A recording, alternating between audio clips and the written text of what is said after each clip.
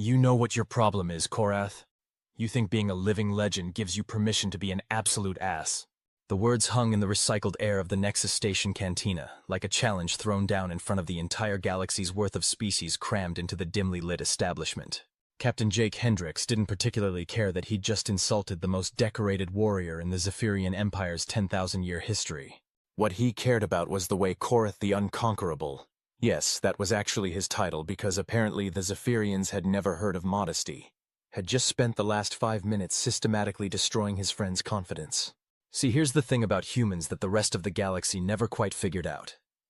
We're pack animals. Mess with one of us, you mess with all of us. It's not complicated math, but somehow entire civilizations keep failing the basic arithmetic. Korrath, all 7 feet of crystalline scales and redundant breathing apparatus, turned toward Jake with the kind of slow, deliberate movement that suggested he was either deeply offended or calculating the most efficient way to separate Jake's head from his shoulders. Probably both. Did this human just address me directly? Korrath's voice carried the kind of resonance that suggested his species had evolved in echo chambers, which, knowing the Zephyrians and their obsession with dramatic acoustics, they probably had. The cantina went quiet. Not the good kind of quiet you get when everyone's focused on their drinks and minding their own business. No, this was the bad kind of quiet. The kind that happens right before someone gets spectacularly murdered and everyone wants to have a clear view of the carnage. Jake took a sip of his synthahol. Terrible stuff, but it was the only thing on the station that wouldn't dissolve human liver tissue, and glanced over at his friend Pip. Poor kid was still hunched over his data pad, trying to make himself invisible.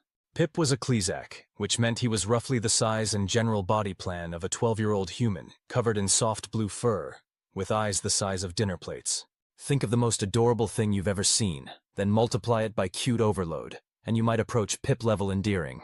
He was also, coincidentally, one of the most brilliant engineers Jake had ever met. The modifications Pip had made to Jake's ship, the Lucky Strike, had saved their asses more times than Jake could count. The kid could make a broken hyperdrive sing lullabies and coax miracles out of failing life support systems.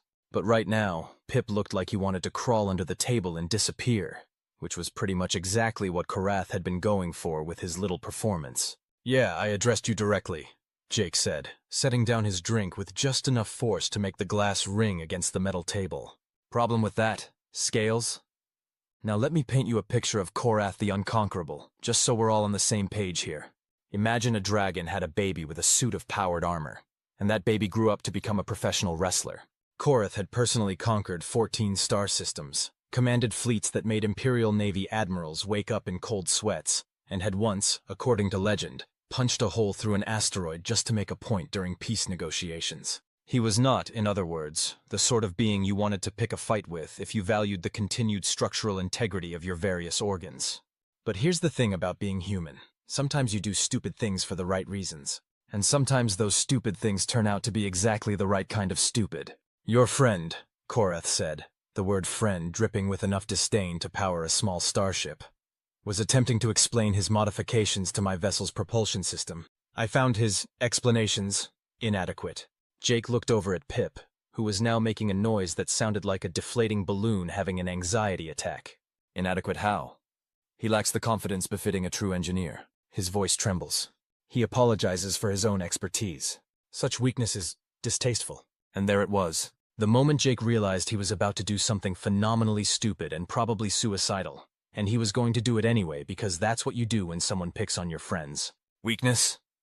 Jake stood up, which put his eye level somewhere around Korrath's armored chest. The smart play would have been to stay seated, maybe diffuse the situation with diplomacy and tact. Jake had never been accused of being particularly smart. "You want to talk about weakness? Let's talk about weakness." The cantina had gone from quiet to dead silent. Even the Volanthan merchants in the corner, and those guys would gamble on which raindrop would hit the ground first, had stopped their eternal dice game to watch the show. "You see this little blue guy here?" Jake gestured toward Pip, who made another deflating balloon noise. "This weak little guy? He rebuilt my ship's entire drive system using spare parts, and what I'm pretty sure was a broken food processor. The modifications he made increased my fuel efficiency by 30% and gave me enough extra speed to outrun a consortium patrol ship."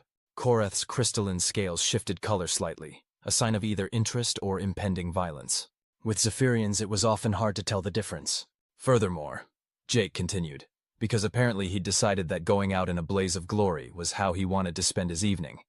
He did it while we were being shot at in the middle of a gravity storm with a concussion and a broken arm. But sure, let's talk about his lack of confidence as if that's somehow a character flaw instead of, I don't know, basic social anxiety around 7-foot-tall murder machines. Pip looked up from his datapad, eyes wide enough to use as satellite dishes. Jake, maybe we should— No, Pip, we're not going anywhere. Jake turned back to Korrath.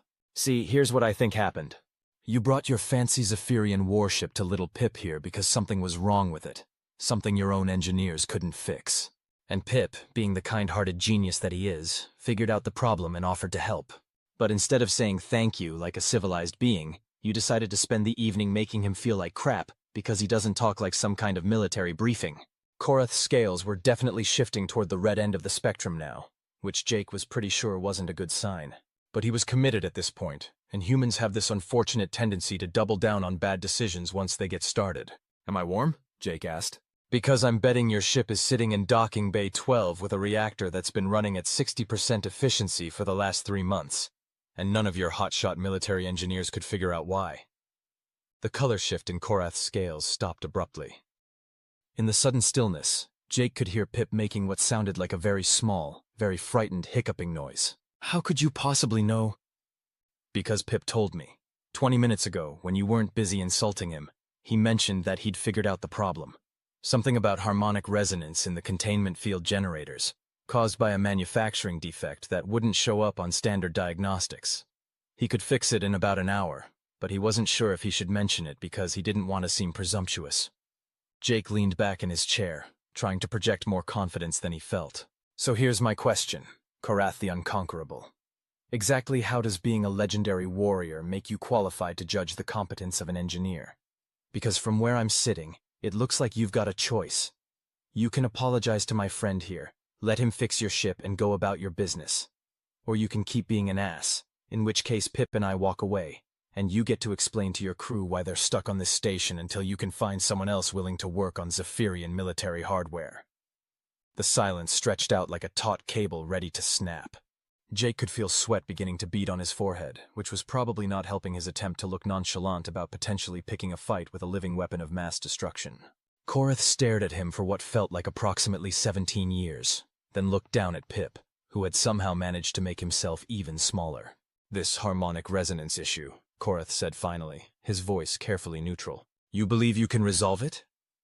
Pip's ears perked up slightly, literally, because Klezak ears are surprisingly expressive. Yes. Yes, I think so. The containment field generators are producing a sympathetic vibration that's creating interference with the primary reactor core. It's actually a fairly simple fix, once you know what to look for. Most diagnostic systems wouldn't catch it because the frequency is just outside normal parameters. But if you adjust the field harmonics by 0.73% and recalibrate the resonance dampeners, the efficiency should return to normal operating levels. He said all of this very quickly, as if he was afraid someone would interrupt him and tell him to shut up. Korrath was quiet for another moment, his scales gradually shifting back toward their original blue-green color.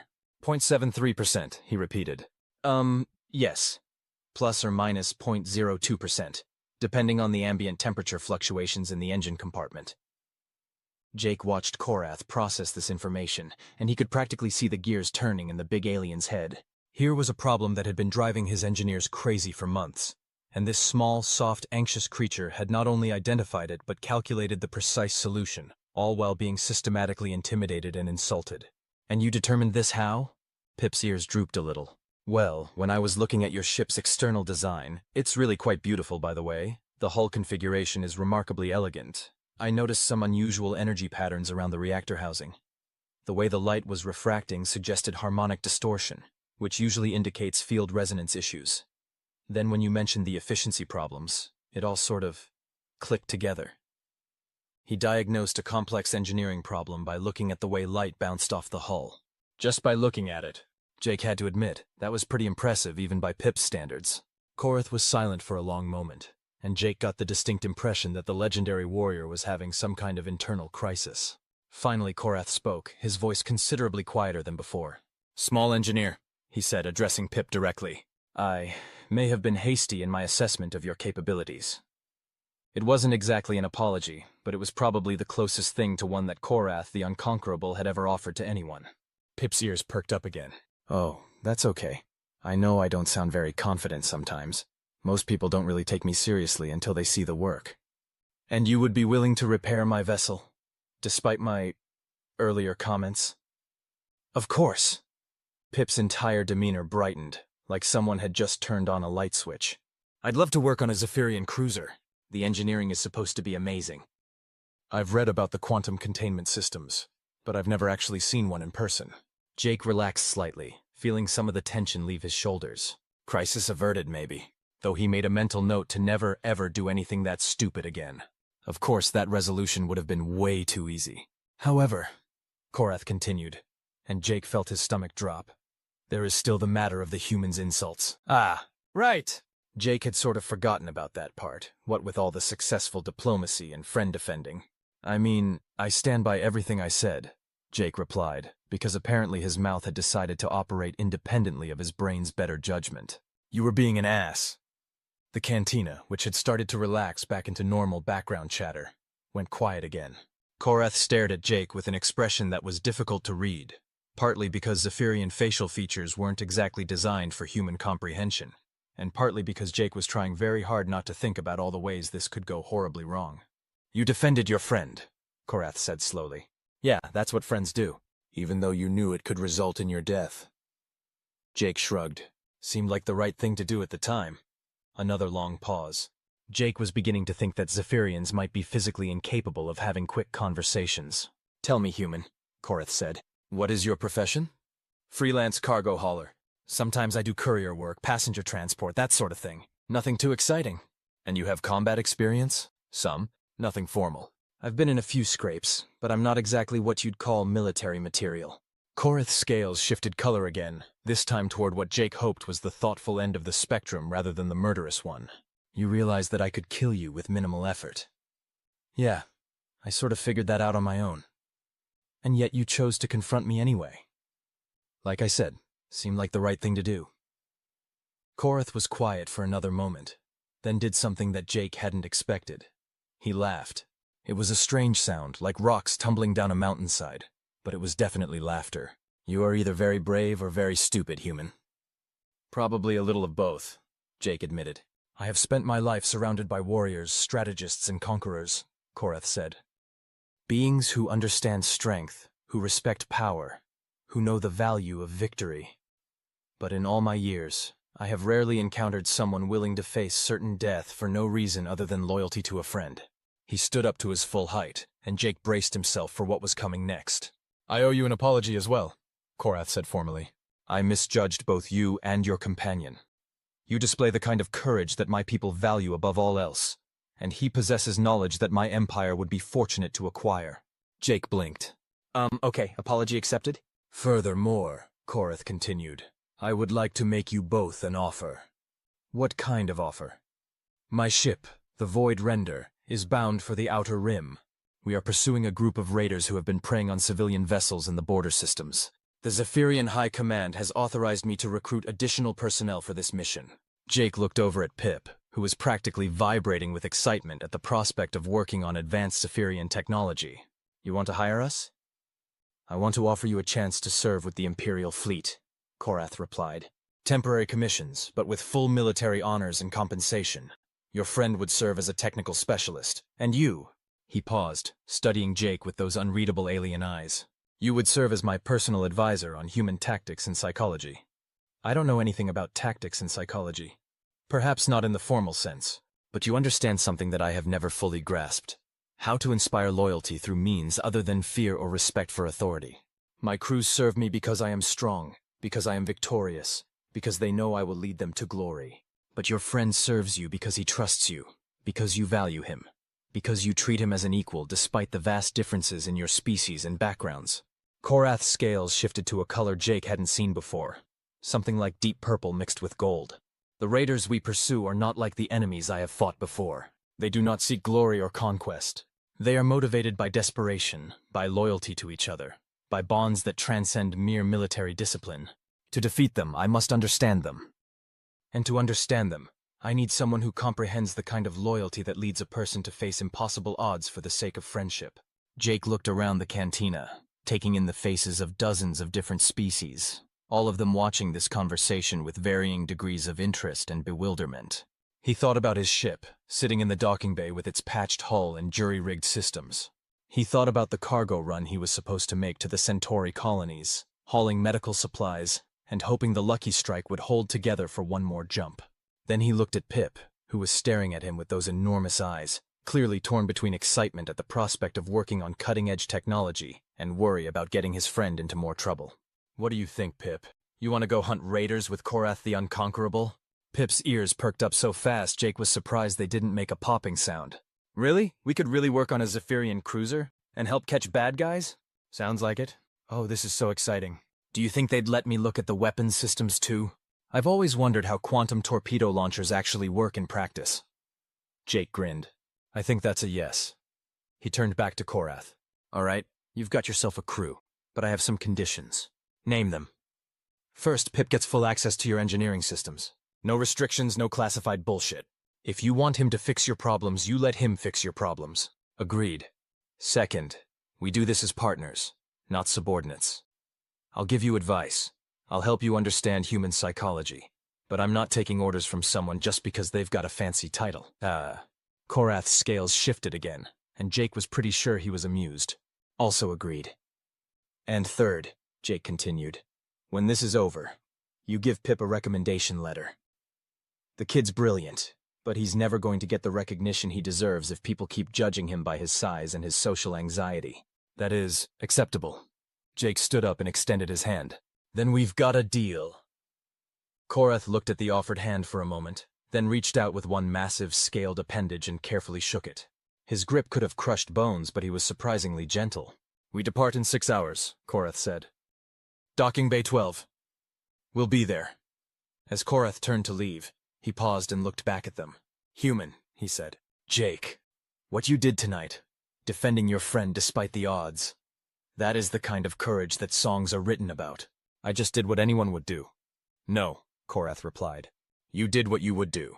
And that, I think, is what makes humans so dangerous. He left the cantina, his heavy footsteps echoing off the metal deck plating. Jake sat back down and finished his drink, while Pip practically bounced in his seat with excitement. Jake, this is amazing! A real Zephyrian cruiser! Do you know how advanced their technology is? And we get to help catch bad guys. This is like something out of an adventure story. Yeah, it's pretty wild, Jake agreed. You sure you're up for this? It might get dangerous. Pip's expression grew serious for a moment. Jake, you stood up to Korrath the Unconquerable for me. The least I can do is help you catch some raiders. You don't owe me anything, Pip. I just did what friends do. I know, Pip said, smiling. That's why I want to help. 6 hours later, Jake stood in the main hangar of the Void Render, trying not to gawk like a tourist. The ship was enormous, easily 10 times the size of the Lucky Strike, and every surface seemed to gleam with the kind of technological sophistication that made Jake's own vessel look like it had been assembled from spare parts and wishful thinking. Which, to be fair, it sort of had been. Pip, meanwhile, was in engineering heaven. He'd been given full access to the ship's technical systems, and Jake was pretty sure the little guy hadn't blinked in the last 20 minutes. He was currently staring at a quantum containment field generator with the kind of expression usually reserved for religious experiences. This is incredible, Pip breathed. The field coherence is maintained by a recursive feedback loop that automatically adjusts for quantum fluctuations. I've never seen anything so elegant. The Zephyrian chief engineer, a being named Vextar, who looked like Korrath's slightly smaller cousin, watched Pip with what Jake hoped was professional interest rather than annoyance. Your friend possesses extensive knowledge of quantum mechanics, Vextar observed. Pip's kind of a genius, Jake replied. Don't let the anxiety fool you. I begin to understand. His nervous behavior is not indicative of incompetence. And more like the opposite. He knows so much about how things can go wrong that he's constantly worried about them actually going wrong. Vextar made a sound that might have been laughter. An attitude that serves engineers well, in my experience. Korrath appeared at Jake's shoulder, moving with the kind of stealth that seemed impossible for someone his size. Your friend has already identified 3 potential improvements to our drive efficiency, he said. Vextar is impressed. Pip's good at what he does. Indeed. And you, Jake of the Humans, are you prepared for your first briefing as a tactical advisor? Jake looked around the hangar, taking in the bustle of activity as the crew prepared for departure. Zephyrian soldiers moved with practiced efficiency, checking weapons and equipment with the kind of precision that spoke of extensive training and experience. "I'm as ready as I'll ever be," he said. "But I should probably warn you. Most of my tactical experience comes from trying not to get killed by people who were shooting at me." "That is perhaps the most valuable kind of experience," Korrath replied. "Many strategists understand how to plan battles. Fewer understand how to survive them." They made their way to the ship's command center, a vast space dominated by holographic displays and control stations that looked like they belonged in a science fiction movie. Jake tried not to be too obvious about his amazement, but he was pretty sure he was failing. "All right," he said, settling into a chair that was clearly designed for someone with a different anatomy than his. "Tell me about these raiders." Korrath gestured, and the main display lit up with a three-dimensional map of the Outer Rim territories. "They call themselves the Covenant of the Void," he began. "They have been operating in this region for approximately 8 standard months, attacking civilian vessels, cargo haulers, and passenger transports." "Standard rating?" "Not quite. They take minimal cargo, rarely harm civilian crews, and their attacks seem to follow no discernible pattern. Our intelligence suggests they are searching for something specific, but we have been unable to determine what." Jake studied the display, noting the locations of the attacks. "These hit points, they're all over the place. No obvious trade route targeting, no clear territorial claims. You're right, this doesn't look like normal raiding. Furthermore," Korrath continued, "they have successfully evaded 3 separate Imperial task forces. Their ships are fast, their pilots skilled, and their intelligence gathering appears to be remarkably sophisticated." "How sophisticated?" "They consistently appear to know our patrol schedules, our response times, and our tactical capabilities. They strike quickly and disappear before we can mount an effective response." Jake frowned. "That sounds like they've got inside information." "The possibility has occurred to us. However, our security protocols are extensive, and we have found no evidence of infiltration." "Maybe they don't need to infiltrate. Maybe they're just really good at reading patterns." Korrath's scales shifted color slightly. "Explain." "Look at these attack sites again. They're random, right? But what if they're not random to the raiders? What if they're hitting ships that have something in common that isn't obvious from the outside?" Jake stood up and moved closer to the display, studying the data more carefully. "What kind of information do you have on the attacked vessels? Cargo manifests, crew rosters, departure and arrival schedules, ship registrations? Can you cross-reference them? Look for patterns that might not be obvious?" Korrath worked at one of the control stations, his massive fingers moving with surprising delicacy across the interface. Data began flowing across the display, ship names and cargo listings and crew information cascading in streams of light. "There," Jake said suddenly. "Right there. Look at the crew manifests." "What am I looking for?" "Humans. Every single one of these ships had at least one human crew member." The command center went very quiet. "That cannot be a coincidence," Korrath said slowly. "No, it can't. But why would raiders specifically target ships with human crews? What makes us special?" "Perhaps," a new voice said from behind them, "they are not targeting human crews. Perhaps they are targeting you." Jake turned to see a Zephyrian officer approaching, one he didn't recognize. The newcomer was smaller than Korrath, with scales that shifted toward the darker end of the spectrum, and there was something about his bearing that set Jake's teeth on edge. "Commander Zixthar," Korrath said, his voice carefully neutral. "I was not aware you had boarded my vessel. High Command felt it prudent to assign an intelligence specialist to this mission," Zixthar replied, "given the unusual nature of our quarry." "And you are suggesting what, exactly?" Jake asked. Zixthar's gaze fixed on him with an intensity that was distinctly uncomfortable. "I am suggesting, human, that these raiders may not be raiders at all. I am suggesting that they may be specifically hunting your species." "Why would anyone want to hunt humans?" "Because," Zixthar replied, "you are more dangerous than you appear." Jake looked at Korrath, hoping for some kind of explanation, but the big warrior looked just as confused as Jake felt. "I'm not dangerous," Jake said. "I'm a cargo hauler. You are a member of a species that has, in the space of less than 200 years, gone from primitive planet-bound savages to a spacefaring civilization capable of holding its own against empires that have existed for millennia. You are a species that produces individuals willing to face impossible odds for the sake of friendship, loyalty, and abstract principles. You are a species that adapts, that improvises, that refuses to accept defeat even when defeat is the only logical outcome. Zixthar moved closer, his voice dropping to something that was almost a whisper. You are a species that conquered your own homeworld not through superior strength or advanced technology, but through sheer bloody-minded refusal to give up. And now you are spreading across the galaxy, forming alliances, making friends, inspiring loyalty in beings who have never known such concepts. I still don't see how that makes us dangerous. Because, Zixthar replied, you represent change. And there are those in the galaxy who have a vested interest in maintaining the status quo. Jake felt a chill run down his spine. You're talking about a conspiracy? I am talking about the possibility that these raiders are not motivated by greed or desperation. I am talking about the possibility that they are working for someone who sees humanity as a threat to the existing order of things. Korrath's scales had shifted to a deep red color that Jake was pretty sure indicated anger. You are suggesting that this mission is not what it appears to be, Korrath said, his voice carrying a dangerous edge. I am suggesting that we should be prepared for the possibility that our quarry is more formidable than anticipated, Zixthar replied smoothly, and that our human consultants may be more valuable than we initially realized.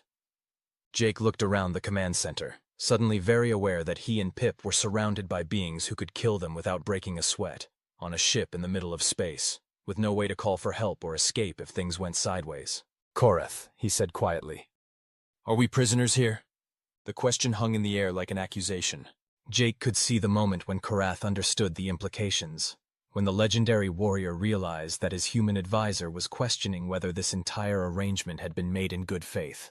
No, Korrath said firmly. You are not prisoners. You are here by choice, as allies and partners. Commander Zixthar's theories, whatever their merit, do not change that arrangement. Zixthar's scales shifted color, and Jake got the impression that the intelligence officer was not pleased with Korrath's declaration. Of course, Zixthar said. I merely wish to ensure that everyone understood the full scope of what we might be facing. Understood, Jake replied. But if we're going to work together, I need to know that you trust us. All the tactical advice in the galaxy won't help if you're constantly wondering whether we're secretly working for the other side. Korrath was quiet for a moment, then nodded slowly. You have my trust, Jake of the humans. You and your friend both. You have proven your loyalty and your courage, and I will not question either without cause. Good enough for me, Jake said. Now let's figure out how to catch some raiders. 3 days later, Jake was beginning to understand why Korrath had such a fearsome reputation. The Zephyrian approach to hunting raiders was less careful investigation and more methodical annihilation of everything that moved suspiciously. They had already intercepted 2 vessels that turned out to be perfectly legitimate merchants, terrorized a passenger transport whose only crime was having a human navigator, and reduced a derelict cargo hauler to molecular components because its distress beacon was broadcasting on a frequency that Zixthar deemed suspicious. This isn't working, Jake said, standing in the command center and watching another innocent freighter flee in terror after being questioned by a squadron of Zephyrian fighters. We're not hunting raiders, we're creating them. The fear tactics are sound, Korrath replied, though he didn't sound entirely convinced. Raiders operate by preying on the weak. If we demonstrate superior force, they will either flee the region or make mistakes that reveal their location. Or they'll band together and start shooting back. Look, I get the whole overwhelming force thing, but terror tactics only work if your targets are actually guilty. All we're doing is pissing off a bunch of civilians who are going to start avoiding this sector entirely. Pip looked up from his workstation, where he'd been monitoring the ship's sensor arrays. Actually, Jake might be onto something. I've been tracking the communication patterns from the ships we've questioned, and there's been a significant increase in encrypted transmissions since we started our patrols. Encrypted how? Zixthar asked, moving to look over Pip's shoulder. Standard commercial encryption mostly, but the volume has increased by nearly 400% over the last 2 days. That suggests either increased legitimate business activity, which seems unlikely given our presence, or increased coordination between vessels in the region. Jake nodded. Raiders would coordinate, civilians would just run. So what do you suggest? Korrath asked. We change tactics. Instead of trying to scare the raiders into making mistakes, we give them something they want. Such as? Jake grinned. Bait.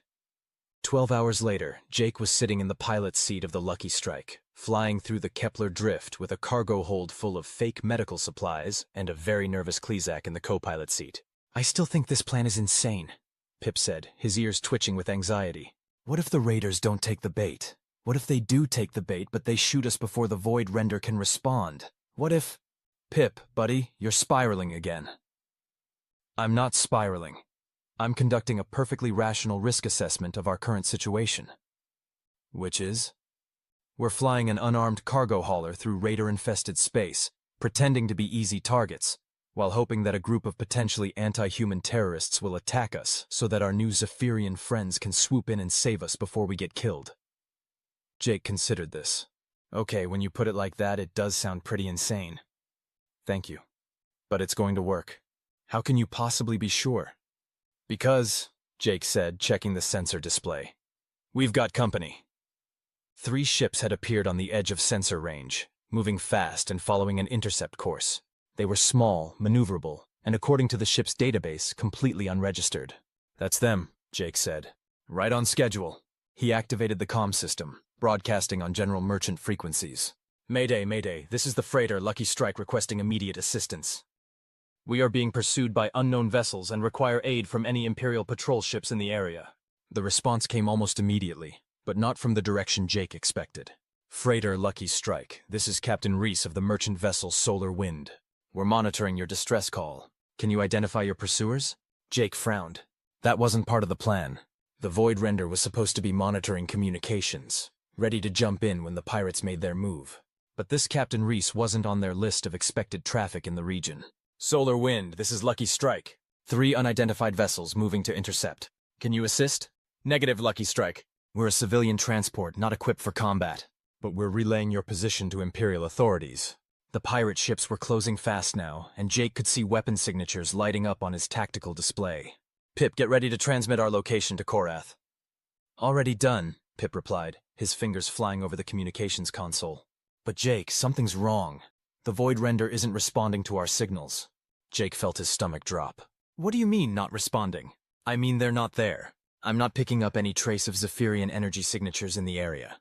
They should be close enough to detect, but—" Pip's ears drooped. "I think we're on our own." The lead raider ship opened fire, a blast of coherent energy that passed uncomfortably close to the Lucky Strike's starboard hull. "Freighter Lucky Strike," came a voice over the comm, distorted but clearly human. "Cut your engines and prepare to be boarded. Comply immediately or we will disable your vessel."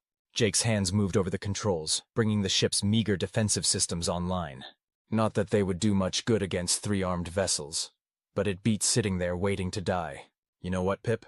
I'm starting to think Zixthar was right about this being more than just raiding." "What makes you say that?" "Because that was Captain Reese from the Solar Wind who just told us to surrender." Pip's eyes went wide. "The same Captain Reese who offered to help us?" "The very same. Which means either we just stumbled into the galaxy's most unfortunate coincidence, or someone's been playing a much deeper game than we realized." Another energy blast. This one close enough to make the Lucky Strike's hull plating sing with harmonics. "Lucky Strike, this is your final warning. Cut engines and prepare for boarding, or we will fire on your reactor core." Jake looked at Pip, then at the tactical display showing 3 ships closing in on them like predators surrounding wounded prey. "You know what, Pip?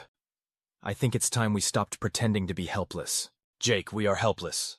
We're in an unarmed cargo hauler being attacked by 3 military-grade vessels. Unarmed, maybe. Helpless?" Jake grinned, his hands moving to a panel that most ships didn't have, activating systems that definitely weren't standard on civilian cargo haulers. "Not exactly."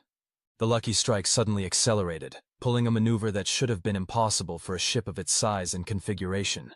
Pip yelped as he was pressed back into his seat, and Jake could hear the raiders cursing over the open comm channel. "What did you do to my ship?" Pip demanded. "Remember those modifications you made to increase fuel efficiency? Well, I may have made a few modifications of my own. Turns out, if you reroute power from the life support reserves and bypass the safety limiters on the drive system, you can get some pretty impressive performance out of an old cargo hauler." The Lucky Strike twisted through space like a fighter, dodging weapons fire and accelerating away from its pursuers with speed that defied physics and common sense. "Jake, these modifications are completely unsafe. The stress on the hull could cause catastrophic failure." "Better catastrophic failure than getting captured by raiders." But even with Jake's illegal modifications, the Lucky Strike couldn't outrun 3 purpose-built attack vessels indefinitely. The raiders were gaining ground, and their weapons were starting to find their mark. "Lucky Strike, you cannot escape. Surrender now and you will not be harmed." "Yeah, right," Jake muttered, pulling the ship through another impossible turn. "Pip, can you get me more power to the engines?" "I'm trying, but the systems are already running beyond safe parameters. If I push them any harder—" An explosion rocked the ship, and Jake could smell smoke beginning to filter through the air recyclers. "Hull breach on deck 3, Pip reported, his voice tight with controlled panic. "Emergency bulkheads are holding, but we're venting atmosphere." Jake checked the tactical display. They were still outnumbered, still outgunned, and now they were damaged. The smart play would be to surrender, hope the pirates really meant it when they said they wouldn't hurt them, and wait for rescue. The problem was, Jake had never been particularly good at making smart plays. "Pip, remember what I said about humans being pack animals? This really doesn't seem like the time for anthropological observations, Jake. Just hear me out. We're pack animals, which means we're really good at working together. But it also means we're really good at something else." "What's that?" Jake's grin turned predatory. "We're really good at making other people wish they'd never messed with our pack." He activated the ship's general broadcast system, transmitting on all frequencies. "Attention, raider vessels. This is Captain Jake Hendricks of the cargo hauler Lucky Strike. You want to know what makes humans dangerous? It's not our technology, it's not our weapons, and it's sure as hell not our superior numbers." Another weapons blast shook the ship, but Jake kept talking. "What makes us dangerous is that we remember. We remember who helps us, and we remember who hurts us. And right now you're making the second list." "Jake," Pip said quietly, "what are you doing?" "What I do best, buddy. I'm making this personal." Jake cut the broadcast and opened a private channel to the lead pirate ship. "Captain Reese, I'm assuming that's your real name. You want to know why Korrath the Unconquerable recruited a cargo hauler to help hunt raiders? It's because cargo haulers know things that warriors don't. We know shipping schedules, we know trade routes, we know which systems are friendly and which ones will shoot you on sight."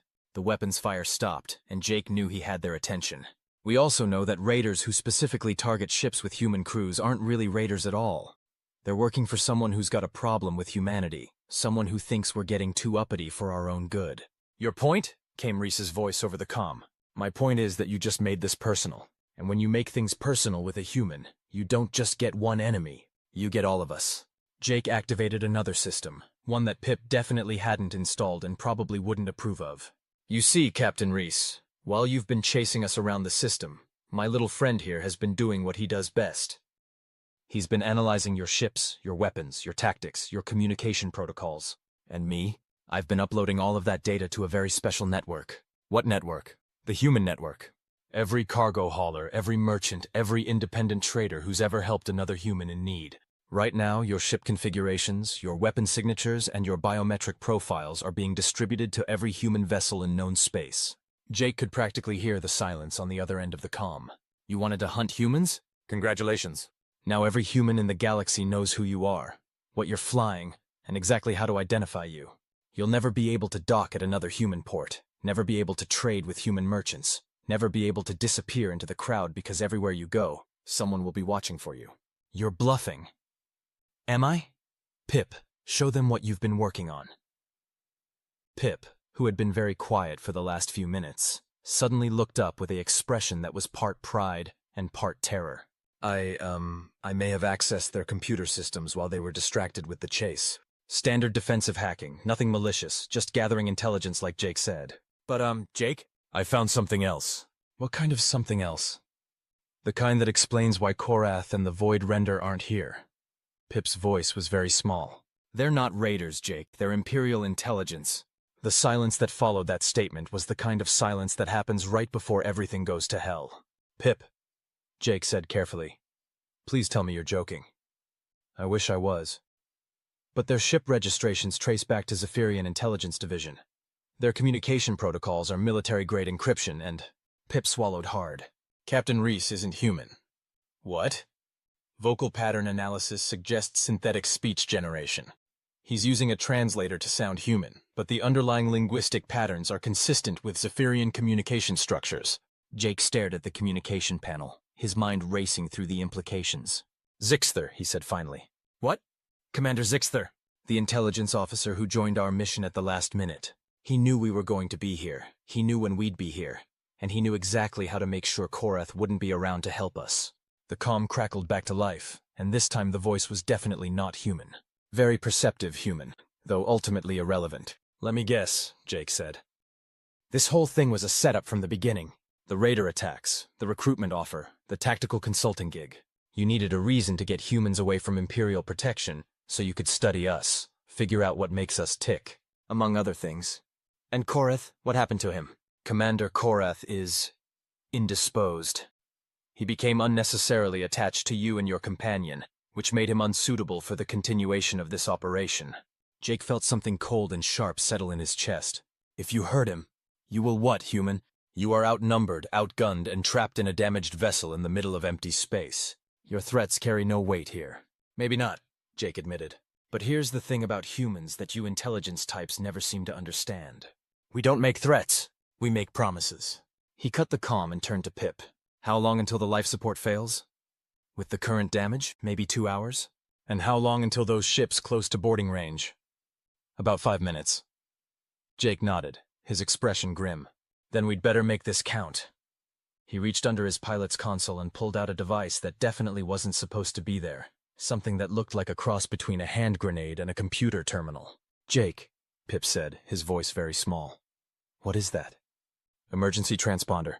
Military grade, designed to broadcast distress signals across multiple subspace frequencies simultaneously. The kind of thing that's technically illegal for civilians to own. But sometimes cargo haulers need to call for help in places where normal comms don't work. And you're going to use it to call for help?" "Not exactly." Jake began entering commands into the device, his fingers moving with the kind of precision that suggested he'd done this before. "I'm going to use it to send a message." "What kind of message?" "The kind that tells everyone exactly what happened here. Names, locations, tactical data, the whole story. And not just to Imperial authorities, but to every human, every Klezak, every species that's ever had a member of their crew disappear under mysterious circumstances." Jake finished his programming and held up the device. "You see, the thing about intelligence operations is that they only work if they stay secret. But if everyone knows what you're doing, if everyone knows who's doing it and why," he smiled grimly, "well, then it stops being intelligence and starts being war crimes." The pirate ships were closing in now, their weapons trained on the Lucky Strike's hull. "Jake," Pip said quietly, "even if you broadcast that message, it won't save us." "Maybe not. But it'll make sure that what happened to us doesn't happen to anyone else." Jake activated the transponder, and immediately every communication channel in the sector lit up with high-priority emergency broadcasts. The message was simple, but comprehensive. Location, situation, enemy force composition, and most importantly, the truth about what was really happening in the Outer Rim.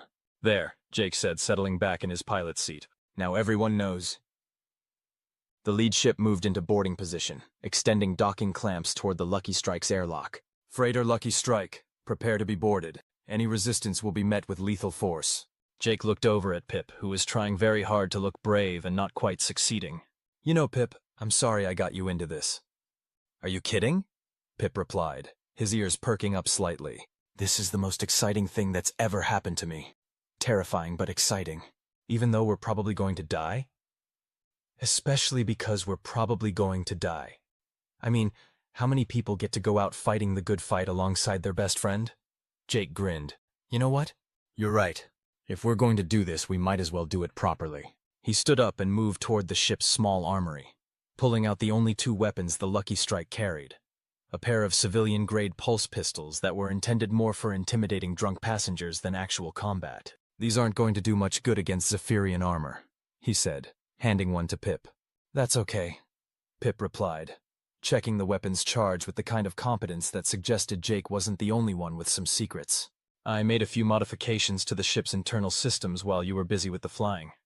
"What kind of modifications?" Pip's grin was the kind of expression that would have looked perfectly innocent on anyone else, but on a Klezak engineer it was slightly terrifying.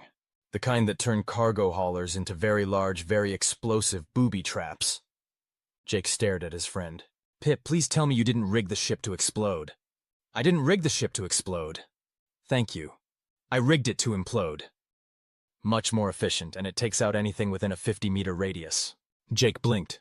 "Pip, that's actually kind of brilliant, and completely insane. I learned from the best.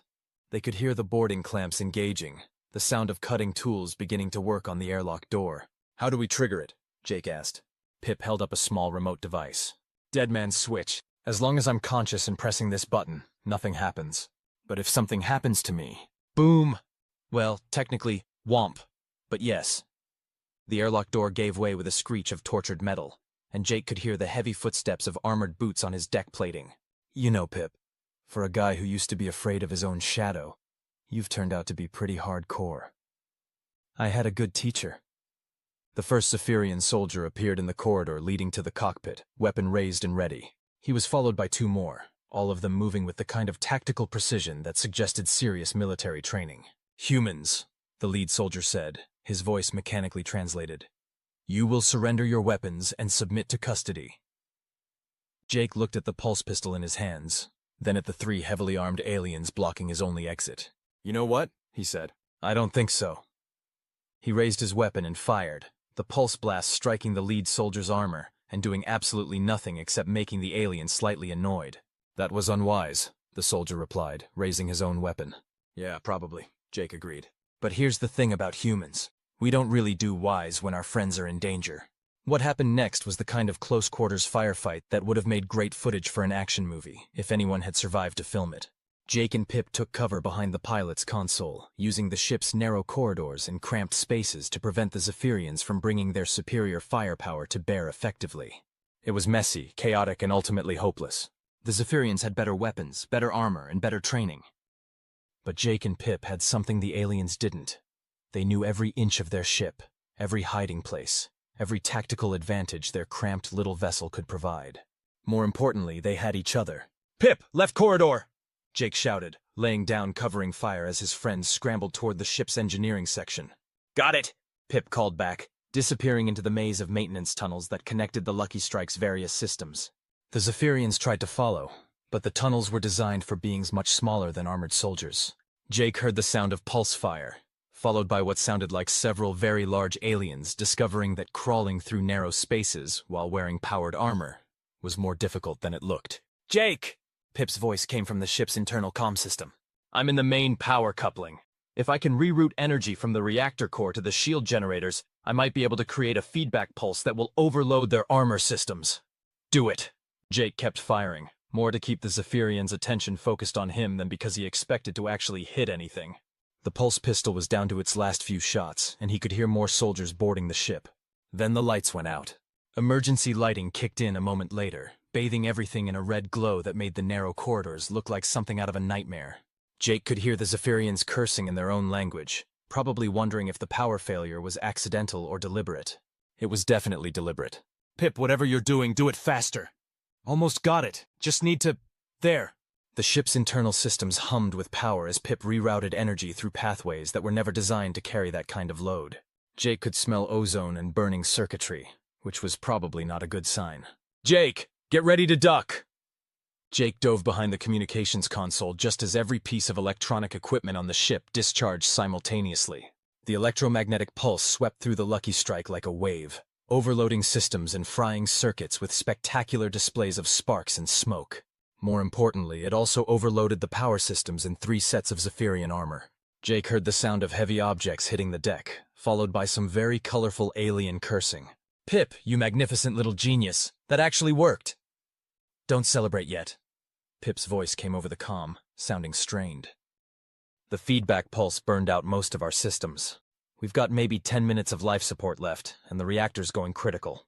Jake made his way through the smoke-filled corridors toward the engineering section, stepping over disabled aliens and trying not to think about how temporary their victory was. He found Pip in the main power coupling, surrounded by sparking cables and looking like he'd been electrocuted. Which Jake realized he probably had been. You okay, buddy? Define okay, Pip replied, holding up the dead man's switch with a hand that was shaking badly. I'm conscious, I'm breathing, and I'm still in control of our emergency self-destruct. But I think I may have given myself some kind of neural feedback injury when I triggered the pulse. Jake knelt down beside his friend, checking for obvious injuries. Pip's fur was singed in several places, and his eyes weren't quite focusing properly. How long do we have? Before the reactor goes critical? About 8 minutes. Before the boarding party sends reinforcements? Probably less than that. Jake nodded, accepting the situation with the kind of calm that comes from knowing there's no point in panicking. Any regrets? He asked. Pip considered this seriously. I kinda wish I'd gotten to see how the quantum torpedo launchers worked. That's it? Well, I also wish we'd had more time to be friends. It's been nice, having someone who believed in me. Jake felt something tight in his chest. Pip, you know you're the best friend I've ever had, right? Really? Really. And I want you to know, whatever happens next, I'm proud to have known you. Pip's ears perked up slightly, and for a moment he looked like his old self. Jake, I'm proud to have known you too. They sat in comfortable silence for a moment, listening to the sound of the dying ship around them. Then Jake heard something that made his blood run cold. The sound of more boots in the corridor moving toward their position. Reinforcements, he said. I figured. Jake checked his pulse pistol. One shot left. Pip, when they get here, I want you to trigger the self-destruct. What about you? I'll buy you as much time as I can. Jake, no. We do this together or not at all. Jake was about to argue when he heard something that stopped him cold. The sound of Zephyrian voices, but not speaking the translated galactic standard he'd grown used to. They were speaking their own language, and Jake's universal translator was picking up enough to understand the gist of their conversation. They were talking about taking Pip alive for experimentation. Jake felt something cold and hard settle in his chest, the same feeling he'd had in the cantina when Korrath had been insulting his friend. But this was worse. This was the kind of anger that turned ordinary people into forces of nature. Pip, he said quietly. Change of plans. What do you mean? Jake stood up, moving toward the corridor where the voices were coming from. I mean, I'm done playing defense. What happened next would have been suicidal under normal circumstances. Jake stepped into the corridor, pulse pistol in hand, facing down half a dozen armed and armored Zephyrian soldiers with nothing but one energy charge and an absolutely unshakable conviction that nobody was going to hurt his friend. The first soldier raised his weapon, and Jake put his last pulse blast right through the alien's helmet visor at point-blank range. Then he did something that nobody expected. He charged.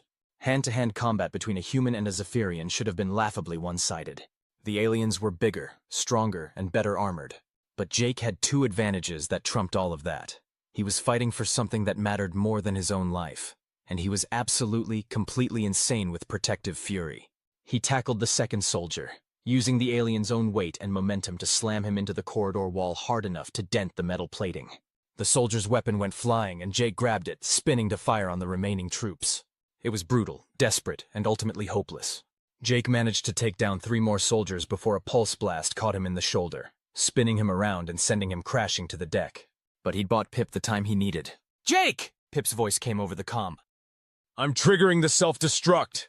Do it! Jake yelled back, trying to get to his feet as the remaining soldiers closed in on him. The ship began to vibrate, a deep harmonic resonance that suggested the reactor containment was beginning to fail. And then, just as Jake was sure it was all over, the Lucky Strike was flooded with brilliant white light. The light was followed by the sound of weapons fire, but not the kind Jake was used to. This was the distinctive whine crack of Zephyrian military-grade pulse cannons, the kind mounted on heavy cruisers. Jake, Pip, where are you? The voice over the comm was unmistakable. Korrath the Unconquerable, and he sounded extremely unhappy. Jake tried to respond, but the words came out as more of a wheeze than actual speech. The pulse blast to his shoulder had done more damage than he'd initially realized. Engineering section, he managed to croak. Pip's hurt. Reactor going critical. Heavy footsteps in the corridor, moving fast. Jake heard the sound of pulse fire, followed by several very final-sounding thuds. Then Korrath appeared in the engineering section, looking like an avatar of barely controlled destruction. His armor was scorched, his scales were shifted to the kind of deep red that suggested homicidal fury, and he was carrying weapons that were definitely not standard issue. My friends, he said, his voice carrying relief and rage in equal measure. You are alive. For now, Jake replied. But the reactor is no longer your concern. Korrath moved to Pip's side, carefully taking the dead man's switch from the little engineer's trembling hand. I have engineers aboard the Void Render who can stabilize your power core. Korrath, Pip said weakly. How did you find us? Your emergency transponder broadcast reached us just as we were escaping from Zixthar's trap. When we realized what was happening, Korrath's scales shifted to an even deeper red. Let us say that I was motivated to respond quickly. Jake tried to sit up, wincing as pain shot through his shoulder. Zixthar set us up. Yes, he has been eliminated. Something about the way Korrath said eliminated suggested that Zixthar's end had not been pleasant. The intelligence division believed that humans represented a long-term threat to the existing galactic order, Korrath continued. They planned to conduct experiments to determine the source of human unpredictability and resilience. And you stopped them? I stopped them. With extreme prejudice. Korrath looked around the damaged engineering section, taking in the evidence of the desperate battle that had taken place. Though it appears you did not require rescue so much as extraction. Jake laughed, which hurt more than he expected. We got lucky. No, Korrath replied, his voice serious. You were magnificent. Both of you. You faced impossible odds, outnumbered and outgunned, and you not only survived, but managed to defeat your attackers and expose the conspiracy that threatened your entire species. He knelt down beside them, his massive form somehow managing to convey gentleness despite the armor and weapons. This is why humans are dangerous, he said quietly. Not because you are strong, not because you are clever, but because you refuse to abandon each other. Even when abandonment would be the logical choice, even when loyalty means death, you stand together. Pip's ears perked up slightly. Is that really so unusual? More unusual than you know, small engineer. Most species value individual survival above group loyalty. But humans, Korrath shook his head. Humans will die for friendship. It is terrifying and inspiring in equal measure. Medical personnel arrived, Zephyrian field medics who began treating Jake's injuries with efficient competence. As they worked, Korrath filled them in on what had happened after their departure. Zixthar had indeed arranged for the Void Render to be lured away on a false emergency, leaving Jake and Pip vulnerable to capture. But the intelligence officer had underestimated Korrath's growing attachment to his human allies, and more importantly, he'd underestimated the speed with which the emergency transponder broadcast would spread through human communication networks. By the time we escaped Zixthar's trap and reached your location, Korrath explained, every human ship within 3 sectors was converging on these coordinates. The conspiracy has been exposed, the intelligence division's operation has been shut down, and several high-ranking officials are facing charges of war crimes. And the other victims? Jake asked. The ships that were attacked before us? Safe. Most were being held at a secret facility in the neutral zone. My forces liberated them this morning. Jake nodded, feeling some of the tension leave his body. They'd won. It had been messy, dangerous, and completely insane, but they'd actually won. So what happens now? Pip asked. Korrath's scales shifted to a color Jake hadn't seen before. Something like deep blue mixed with silver. Now, he said, you become legends. 3 weeks later, Jake was sitting in the same cantina on Nexus Station where this whole adventure had started, nursing a drink that was significantly better than the synthahol he'd been choking down before. Apparently, saving the galaxy from a xenophobic conspiracy came with certain perks, including access to the good stuff from the private reserves. Pip was across the table, looking considerably more confident than he had the last time they'd been here. The little engineer was wearing a brand new set of work clothes, specially designed with insignia that marked him as a certified Imperial Technical Specialist, first class. More importantly, he was smiling. So, Jake said, raising his glass, how does it feel to be the most in-demand engineer in known space? Pip's ears twitched with what Jake had learned to recognize as embarrassment mixed with pride. It's overwhelming, actually. I've got job offers from 17 different star systems, 3 separate military organizations, and something called the Galactic Engineering Consortium that apparently wants to give me my own research facility. And I turned them all down. Jake raised an eyebrow. All of them? Well, not exactly. Pip grinned, the kind of expression that suggested he was about to surprise someone. I accepted a position as Chief Technical Officer for a small but growing shipping company based out of the Outer Rim territories. Really? What company? Pip pulled out a data pad and slid it across the table. Jake looked at the screen, and his eyes widened as he read the corporate registration documents. Hendricks & Associates, Independent Shipping Solutions, he read aloud. Pip, this says I'm the CEO. Well, someone had to file the paperwork while you were recovering from your injuries. I hope you don't mind, but I took the liberty of setting us up as equal partners. Jake stared at his friend, then at the data pad, then back at his friend. We have our own company? We have our own company. With a fleet of 3 ships, including the newly refurbished Lucky Strike, a maintenance contract with the Imperial Navy, and enough startup capital to keep us operating for at least 5 years. Where did we get startup capital? Pip's grin widened. Compensation for services rendered to the Zephyrian Empire. Turns out, exposing and stopping a conspiracy to commit genocide against an entire species comes with a fairly substantial reward. Jake looked around the cantina, taking in the familiar sights and sounds of the place where their adventure had begun. Then he looked back at Pip, his best friend and now apparently his business partner. You know what, Pip? I think this is going to be the beginning of a beautiful partnership. I hope so, Pip replied, because I've already accepted our first contract. What kind of contract? Escort duty. There's a small colony ship full of Klezak families heading for the frontier worlds, and they need protection during the journey. Jake nodded. Sounds reasonable. What's the catch? The catch is that they specifically requested us. Apparently word has gotten around that we're the team to call when you need someone who won't abandon you when things get dangerous.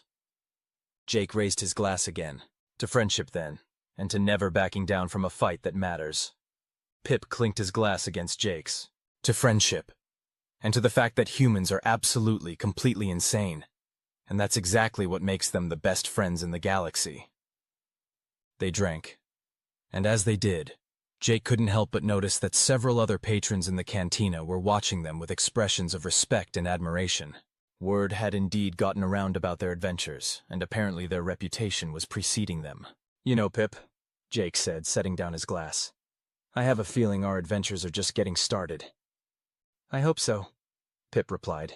It would be a shame to get boring now. From across the cantina, a figure approached their table.